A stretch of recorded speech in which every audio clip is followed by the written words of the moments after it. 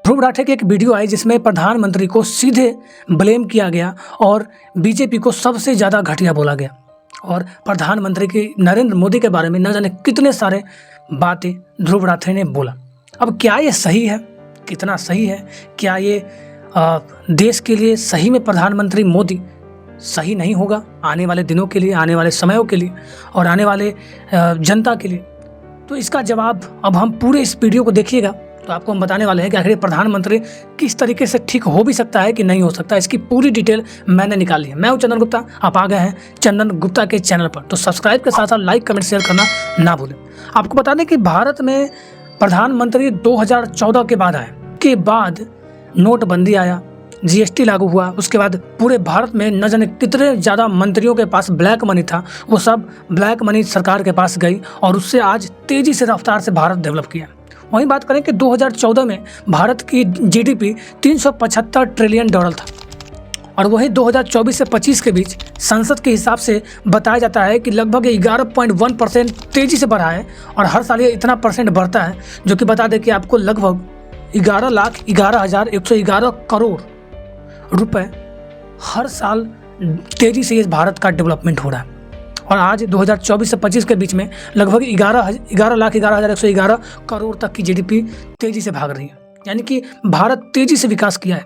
यहाँ तक कि भारत में न जाने कितने सारे नए एयरपोर्ट्स बने, भारत में लगभग 150 से भी ऊपर नए एयरपोर्ट्स बने हैं, भारत में सड़कें तेज़ी से तैयार हुआ है। बिहार में बात करें तो वहीं मेट्रो ट्रेन से लेके बहुत सारी चीज़ों का निर्माण हुआ है। राम मंदिर के अलावा भी कितने सारे हॉस्पिटल का भी निर्माण हुआ है और तेज़ी से भारत को विकास करने का कारण मोदी है। वहीं बात करें कि भारत में तेज़ी से आर्मी वाले को बढ़ावा दिया जा रहा है। वहीं बात करें हम कि कश्मीर में हुए कश्मीर फाइल मूवी जिस पे बना हुआ था, उसके दौरान भी उस मूवी में बताया गया है कि किस तरीके से मोदी ने अपना झंडा लहराया था और किस तरीके से कश्मीर को पाकिस्तानी और आतंकवादियों से बचाया था और कितने पाकिस्तानियों को मौत के घाट उतार दिए थे। अब तो ये बात हो गया कि डेवलपमेंट की बात हुआ, लेकिन वही बात करें कि भारत में आखिर मोदी को आगे क्यों लाया जाए। पहले तो हम बता दें कि ये जीएसटी टैक्स लाने के बाद मोदी के पास एक बहुत बड़ा व्यवस्था और अपॉर्चुनिटी आया। इससे 18% की टैक्स हर चीज़ पे लगती है और इस टैक्स के दौरान पूरे भारत में डेवलपमेंट तेज़ी से हुआ और शिक्षा के स्तर पर हो जाए या कोई भी विकास के स्तर पर हो जाए। भारत में मोदी को लाने के लिए कई फायदे हैं।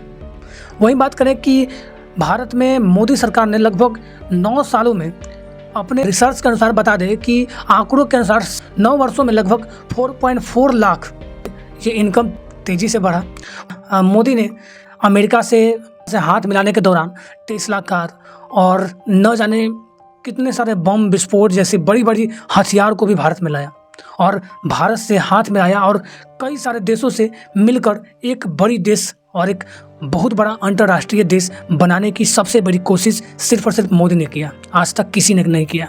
वर्ल्ड में अगर बात करें कि ये ग्रोथ की रेटिंग की बात करें, लगभग 6.5% ये तेज़ी से विकास हर साल हो रहा है।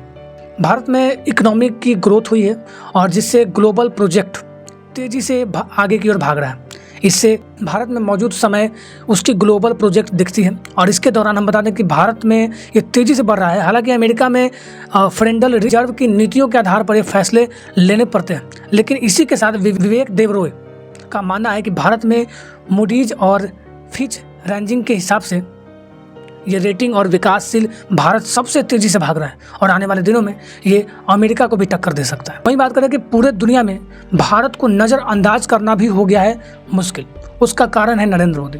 आपको बता दें कि नरेंद्र मोदी एक बहुत बढ़िया प्रधानमंत्री है जो कि भारतीयों के बीच में एक गर्व की बात है। विदेश में जाके वो हर बिजनेस और बड़े बड़े प्रोजेक्ट को लाने की कोशिश किया। दुनिया भर में सॉफ्ट पावर हो जाए या पूरे भारत में तेज़ी से स्मार्ट इंडिया को आगे बढ़ाने की कोशिश किया जा रहा है। पहले घूस तेज़ी से चलता था जिससे ऑनलाइन की कोई व्यवस्था नहीं थी, लेकिन मोदी आने के बाद जियो टावर का निर्माण तेज़ी से हुआ है जिससे 4G और 5G भागा है, जिससे यूट्यूब और न जाने कितने सारे स्मार्ट चीज़ें हैं जो विकास हुए हैं।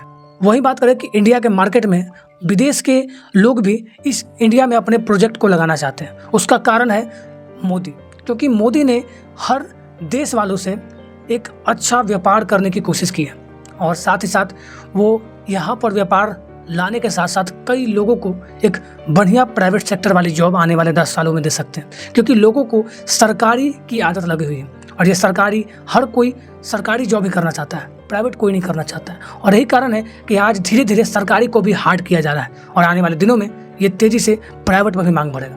वहीं बात करें कि हर घर में ई श्रम कार्ड, आधार कार्ड, पैन कार्ड और आयुष्मान कार्ड जैसे चीज़ों को बनाया गया और इसका मेन कारण है लोगों को विकास करना। देखिए, आपको बता दें कि आधार कार्ड से एक फ़ायदा है कि इससे आतंकी हमला और आतंकवाद भारत में कम घुस पाएंगे, पहला कंडीशन।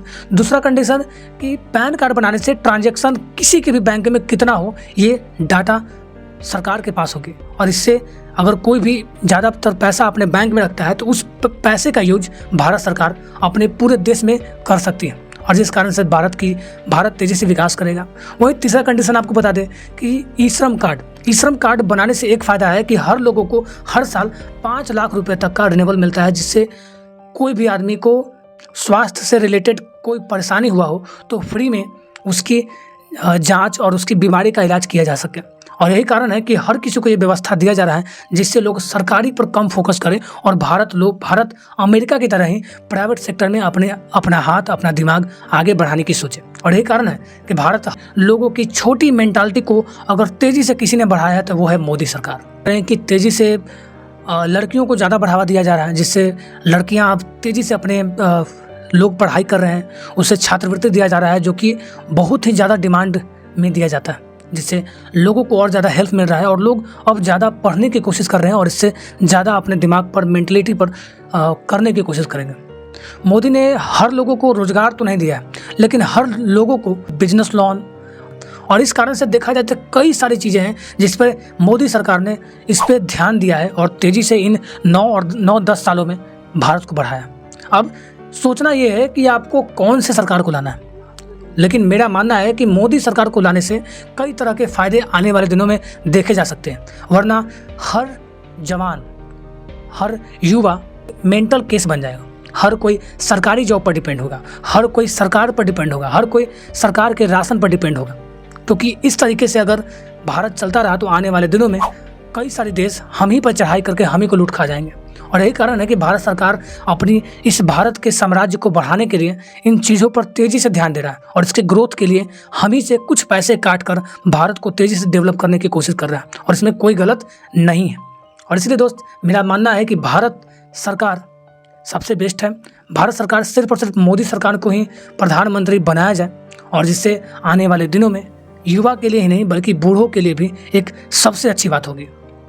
तो चलिए मिलते हैं अगले वीडियो में कुछ नई इन्फॉर्मेशन के साथ और कुछ नई बातों के साथ। जय हिंद, जय भारत।